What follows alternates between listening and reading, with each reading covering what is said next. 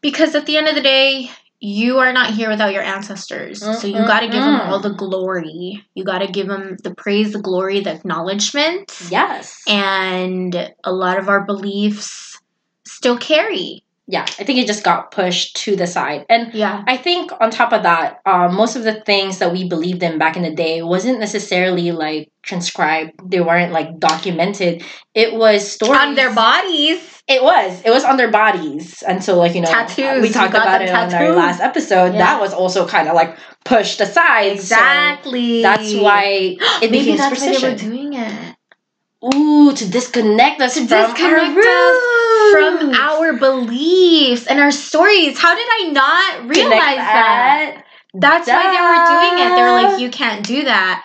And they knew if we didn't, then how would we record our, our knowledge, our belief system. So that's a way to shut that off, to like quickly cut them off of their spiritual beliefs and replace it with a new religion. Wow. I'm calling it. I think that's what it was about. But anyways, definitely.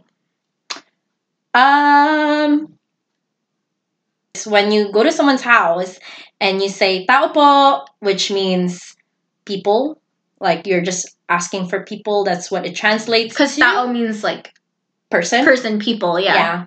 And po is just to make it formal, respectful. And I always thought that was to ask, like, oh, who's home? Is someone home? So please let me in.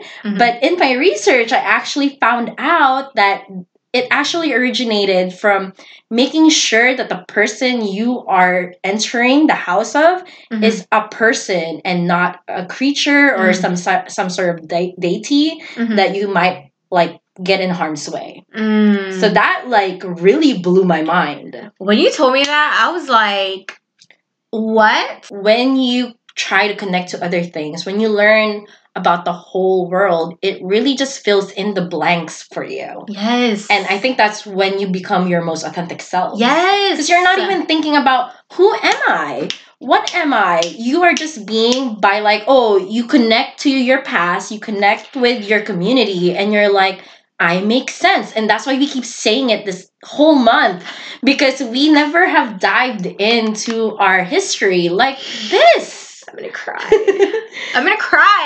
I feel so emotional. We've only talked about 2 fucking superstitions, and I'm already like, oh my god, I make sense.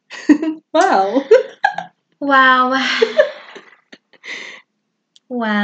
Pointing at stuff like nature is also a big no-no because they count that as like, oh, you're being disrespectful or you're purposely challenging the entity that lives there. So that's a no-no. And if something does happen to you per se, like let's say a person gets cursed, what you're gonna want to do is call the albulario, which means witch doctor.